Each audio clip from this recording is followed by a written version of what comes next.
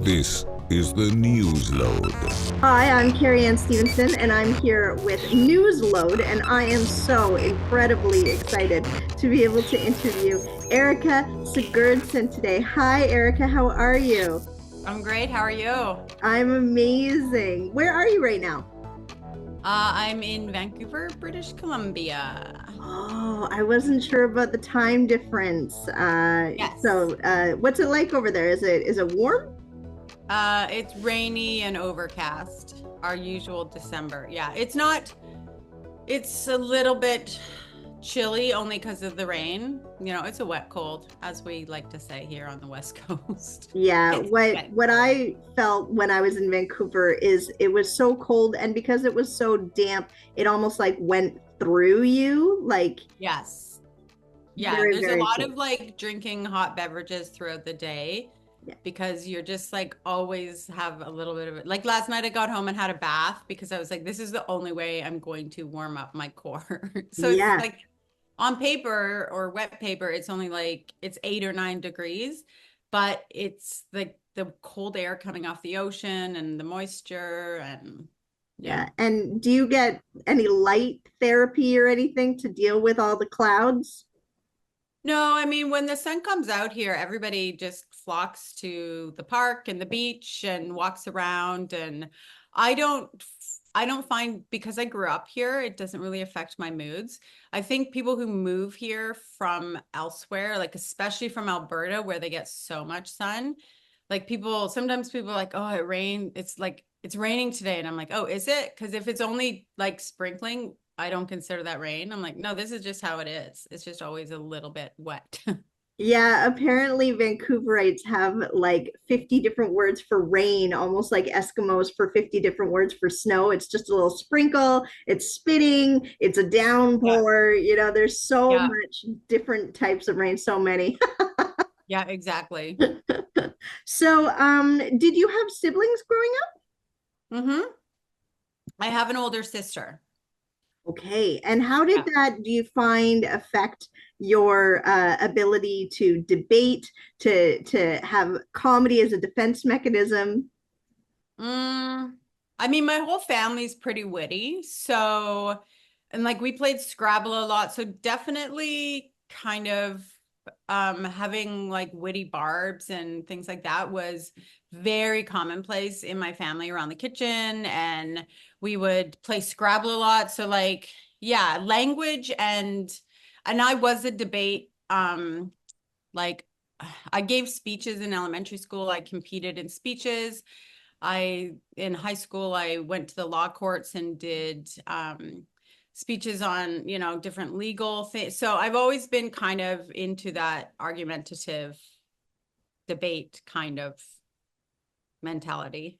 And that's why you did so well in the debater show. Well, yeah, it didn't hurt. That's for sure. Sure, certainly didn't hurt. And being able to have sort of like the improv off the cuff, were you able to be given the topic to have a few points before the show, or was it just sort of instantaneous response? No, you definitely, yeah, it's, you know, beforehand.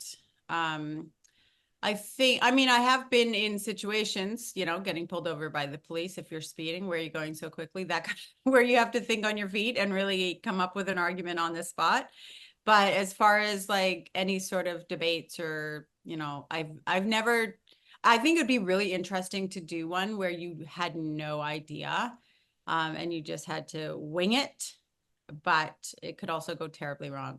It might be Exactly, fun which is once. which is the difference between improv and stand up. Like stand up, you have the ability to work on a joke, to perfect it, to take it on tour, Yeah. and like polish it and make it shiny and beautiful. But with improv, it's like, oh, I'm gonna jump up and down and try and be funny. Yeah, I mean, I think in both cases, there's a little bit of you always have some tricks in your back pocket. You know, like if you've seen improv games a lot, there are certain go-tos. You know, like beep beep beep. What is that? You know, a truck backing up. Like there are certain things, and similar to stand-up, a lot of things that look off the cuff are not necessarily off the cuff. And then sometimes in stand-up, an audience member will have an interaction with you that does lead to, I've had an audience member either during or after a show say something and I'm like, oh my gosh, that's a really good tag. Like, I'm going to take that. Thank you. You just got a co-writing credit. Zero money, but a co-writing credit on this joke. So Yeah. it doesn't happen a lot, but it does happen. Yeah, outside input, little support, Yeah. Yeah, from your fans. It's wonderful. exactly. So you are currently on the Snowed-In tour, or you're going on it after the holidays? Going. Yeah, January 2nd, we start in Silver Star and then we move, it goes all the way till April 12th. We end in Toronto and we go all the way across the country. Yeah, so it's intense. It's the biggest comedy tour in Canada. I wouldn't doubt if it's also in North America, the amount of cities we do in 3.5 months. So yeah, And you have a beautiful crew. I love Paul Meyerhog. Does he still do the awning car accident joke, or is that 20 years old? I'm not sure when that joke is, but one of the things that we have to do every year is write a new 25 minutes because, of course, if it's the same crew every year, people aren't going to come back to hear the same joke. So every year we write so it's a completely new show. So, and then we also have a YouTube channel. So if there is a favorite joke somebody has, the show from last year, they can go and watch on the YouTube channel, which is perfect. Because if, I know sometimes people, if they're repeat, they're like, oh, I love that joke you did about X. I told my friend about it. And it's like, well, you can go check it out on the YouTube channel. Yeah, it's true. I really love that you have to bring in new material to be able to, keep the audience coming back, and almost like a best of series. It's wonderful. Yeah. Do you have a favorite city that you like to visit? Wow. There's so many. There's like Vancouver Island, of course, is always we do that the second or third week of January. And we love all of those shows. But I've been able to discover a lot of new places like Smithers, BC. I absolutely love. It's so great. It's one of those northern BC towns that it's like just walking into a little, European village when I'm right downtown. And of course, I love the Maritimes. The Maritimes is always so much fun. And we hit that in April. So it's not quite sometimes it's snowy, sometimes it's not. You never know in April on the East Coast. Total. Yeah. Like it's very, topsy-turvy. Yeah. Do you have a favorite dish that you like enjoying after a long show? Not really. We don't, well, we usually eat before the show and then sometimes I try to keep healthy on the road because it can go out of control so quickly. If, when you're eating in restaurants every single day, my basically hitting the grocery store and having like vegetables and stuff, it doesn't always work. A bag of chips is always calling from a vending machine. So it depends on how my resolve is. If I was going to have a snack at night, definitely like salt and vinegar chips, Miss Vicky's, mwah, chef's kiss. Oh, total. So Yeah. crunchy, so good. And So crunchy. Chelsea Handler had an interesting observation of touring. It's, you at the end of the tour, you run for the comfort food because you need something to soothe you because it's so grueling. It's so much work. You like so much energy, exhausting. Sometimes you're not sleeping proper in the hotel, like all of the factors. Yeah, definitely coming off the tour, like coming home, it's like you don't want to eat in a restaurant. You just want real food. Like I love to make salads, like I call them my dynamic power salads. And it's so hard to find a good salad on the road. Sometimes you'll go to some towns and you ask for a salad and it's literally like iceberg lettuce, one giant slab of tomato and some ranch dressing and a little bit of attitude when you order a salad. I'm like, oh, sorry. So yeah, coming home and eating like good homemade food is such a dream. Being able to perform in theaters and also on television shows, what do you find is a huge difference in your performance? I mean, when you're in a theater and there's not the pressure of television cameras or you haven't submitted a script, it's just such a beautiful feeling because you have an audience that is physically in the exact right formation they should be to watch comedy, which is, the tiered seating, everything's aimed at the stage, the sound, the lights, everything is, best case scenario to set you up for success. Television, I always forget this walking out on stage and they keep the audience so brightly lit. And I do not love seeing every single face in the audience lit up because you'll always focus on the one person who's like rolling their eyes or not, looking too impressed. So that always throws me, like walking out on stage and my first thought is, oh yeah, I forgot about the lights. And then sometimes a boom mic is swinging by. And also you have to stick to your time. Not that you don't in a theater show, but it's just a little more strict when you're recording for television. Have you had any crazy fans? I had someone years ago who wrote me, he sent a letter to my agent and then they forwarded it to me and it was 8 pages, double-sided, handwritten. And then I was like, oh, like getting a handwritten letter it was a few years ago, but still you're like 8 pages, double-sided. And then, yeah, but it wasn't, it just, like you're just like, okay, maybe I don't respond to this with any sort of identifying address or anything.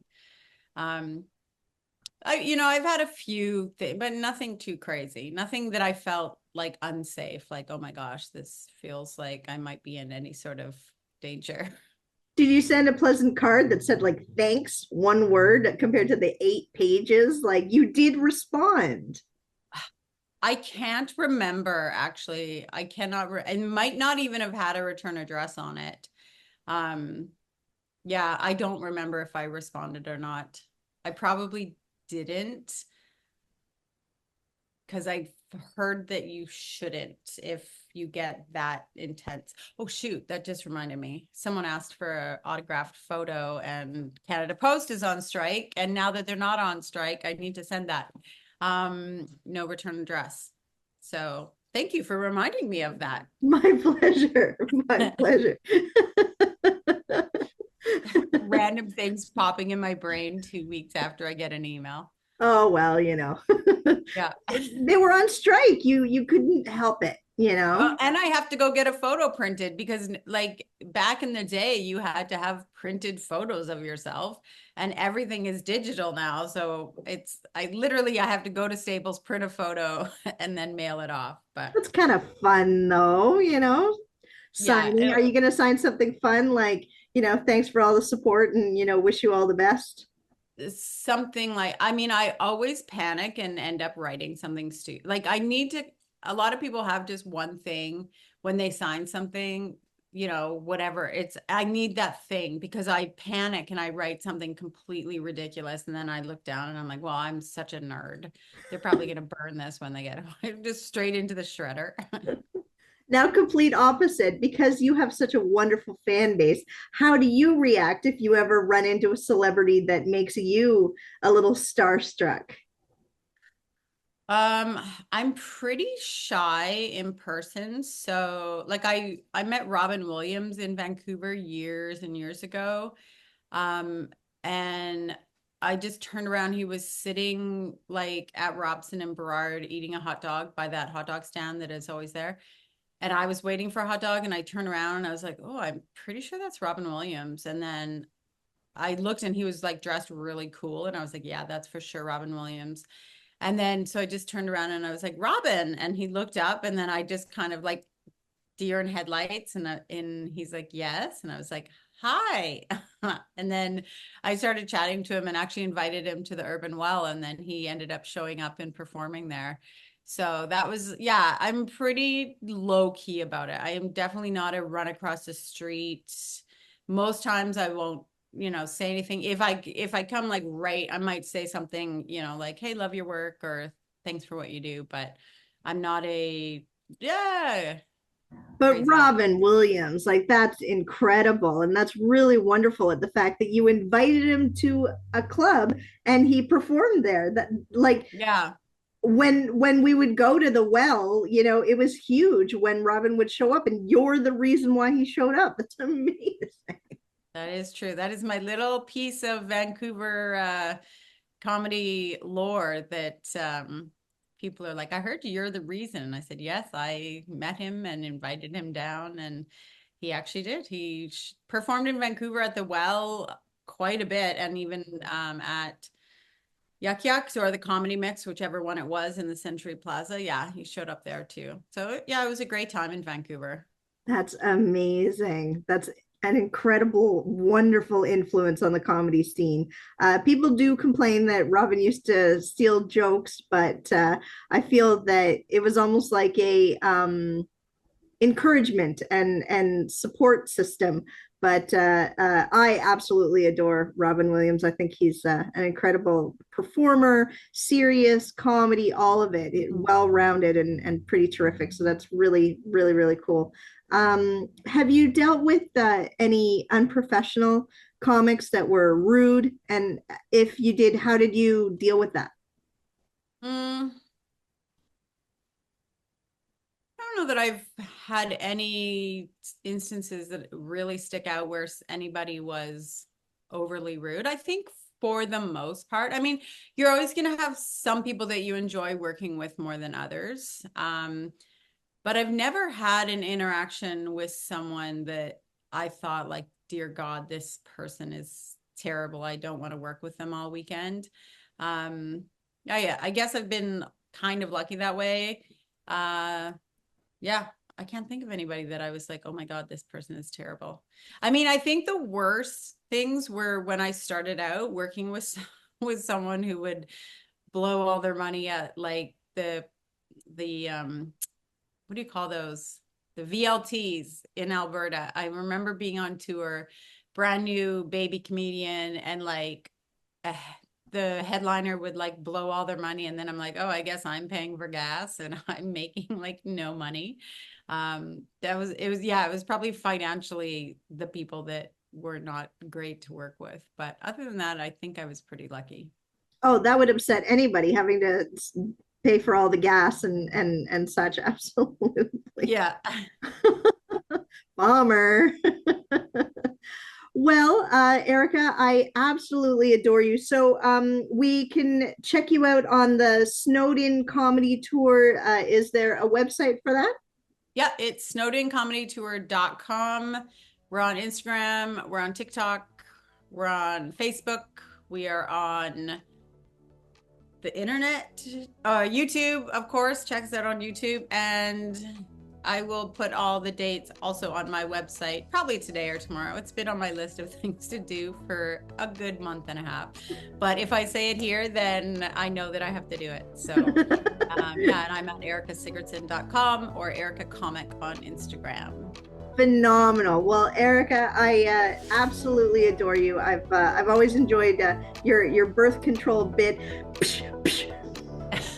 That's my favorite joke of I yours.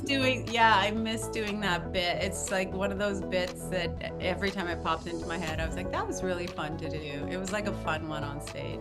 Brilliant, brilliant, brilliant joke. And you're absolutely terrific. And I can't thank you enough. And I hope you have the most wonderful day in the sprinkly rain. Thank you. I will. Yeah, I've got a hat ready to go. I'm going to go do some Christmas shopping. Thank you so much for having me. It's been a real pleasure. Fabulous, fabulous. One last thing. If you can say it loud, say it proud. I love Newsload. I love Newsload. Thank you, Erica. Thank you. Bye. Bye. This is the Newsload.